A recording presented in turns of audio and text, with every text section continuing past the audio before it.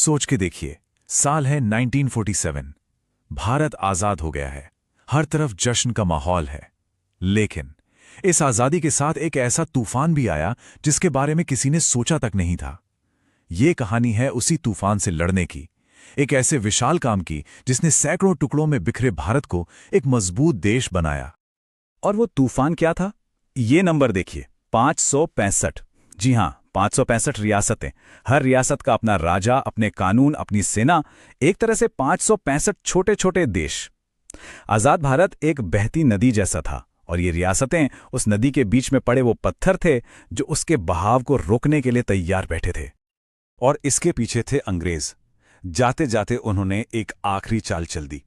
इन सभी रियासतों को ये ऑप्शन दे दिया कि वो चाहें तो आजाद रह सकते हैं। इसका मतलब क्या हुआ? मतलब ये कि भारत का नक्शा बनने से पहले ही उसके चिथड़े उड़ जाते। जरा सोचिए, भारत के सीने पर सैकड़ों छोटे छोटे आजाद देश। एक अजीब सा मंजर होता है ना? तो इस तूफान से लड़े कौन? चलिए चलते हैं दिल्ली के गृह मंत्रालय में।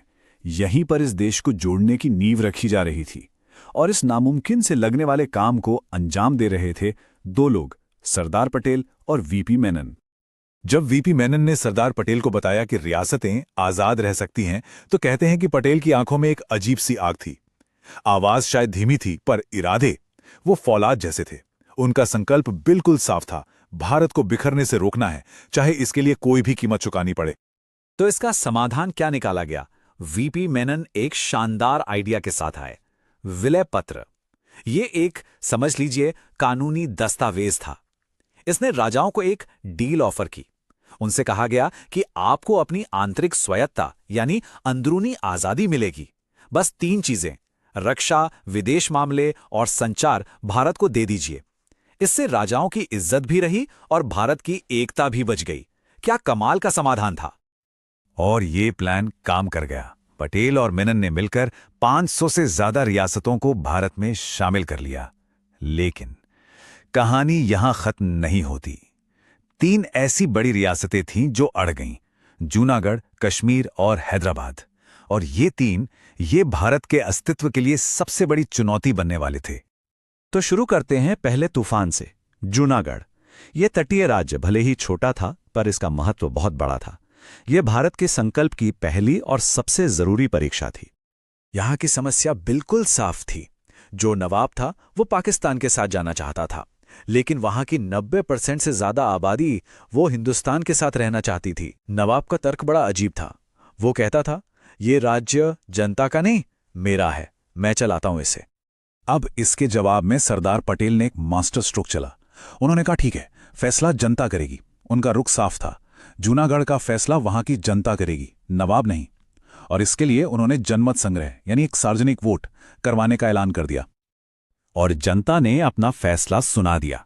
नतीजा इतना एकतरफा था कि कोई शक की गुंजाइश ही नहीं थी। 99% लोगों ने भारत को चुना। जैसे ही नतीजे आए, नवाब साहब अपने परिवार और पूरा खजाना लेकर सीधे कराची भाग गए। पहला तूफान शांत हो चुका था, पहली लड़ाई जीत ली गई थी। लेकिन एक तूफान के बाद एक और ज्यादा खतरनाक तूफान इंतजार कर रहा था। कश्मीर के खूबसूरत पहाड़ों में ये एक ऐसी आग थी जिसकी तपिश आज तक महसूस होती है। कश्मीर के शासक महाराजा हरि सिंह एक अलग ही दुविधा में थे। उन्हें न भारत जाना था, न पाकिस्तान। वो कश्मीर को एक आजाद मुल्क बनाना चाहते थे, दुनिया का स्विट्जरलैंड, एक खूबसूरत तटस्थ राज्य। लेकिन ये एक ऐसा सपना था जो बहुत जल्द एक भयानक सच से टकराने वाला था। और फिर सब कुछ इतनी तेजी से बदला। 22 अक्टूबर को पाकिस्तान समर्थित कबायली हमलावरों ने कश्मीर पर हमला कर दिया।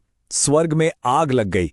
महाराजा का आजादी का सपना टूट गया और उन्होंने फौरन भारत से मदद मांगी। 26 अक्टूबर को उन्होंने विलय पत्र पर हस्ताक्षर किए और अगले ही दिन 27 अक्टूबर को भारतीय सेना को श्रीनगर एयरलिफ्ट किया गया। वक्त रहते उस जन्नत को बचा लिया गया। अब बारी थी आखिरी और सबसे बड़ी चुनौती की। एक ऐसा दुश्मन जो सबसे ज्यादा शक्तिशाली था, हैदराबाद। भारत के बिल्कुल दिल में बसा एक बेहद अमीर और ताकतवर राज्य। हैदराबाद का खतरा छोटा मोटा नहीं था। वहां का निजाम उस वक्त दुनिया के सबसे अमीर लोगों में से एक था, और उसका सपना एक स्वतंत्र इस्लामी संप्रभु राज्य बनाना। उसकी अपनी निजी सेना थी, रज़ाकार, जो लोगों पर जुल्म ढा रही थी। और सबसे बड़ा खतरा, अगर हैदराबाद आज़ाद हो जाता तो ये भारत के सीने में एक खंजर की तरह होता जो देश को 2 टुकड़ों में बांट देता। भारत ने पूरे 1 साल तक निजाम से बातचीत करके मामला सुलझाने की कोशिश की, लेकिन निजाम वो बस झूठ बोलता रहा और नई नई चालें चलता रहा। और इस बीच उसके रज़ाकारों का अत्याचार बढ़ता ही जा रहा था। आखिरकार सरदार पटेल के सब्र का बांध टूट गया। उन्होंने तय किया कि अब बातचीत का वक्त खत्म हो चुका है। पटेल ने साफ कह दिया, अब कार्रवाई होगी। शुरू हुआ ऑपरेशन पोलो। ये सैन्य कार्रवाई इतनी तेज और निर्णायक थी कि किसी को संभलने का मौका ही नहीं मिला। सिर्फ 5 दिन के अंदर रज़ाकारों का प्रतिरोध खत्म हो गया।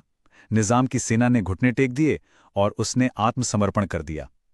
भारत के दिल में जो खंजर घुसा हुआ था उसे निकाल फेंका गया।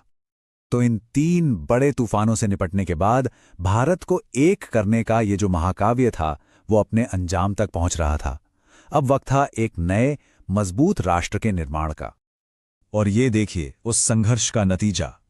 वही 565 रियासतें, वो 565 बिखरे हुए सपने, वो 565 अलग अलग दिशाएं, सब मिलकर एक हो गए। एक देश, एक पहचान, एक धड़कन।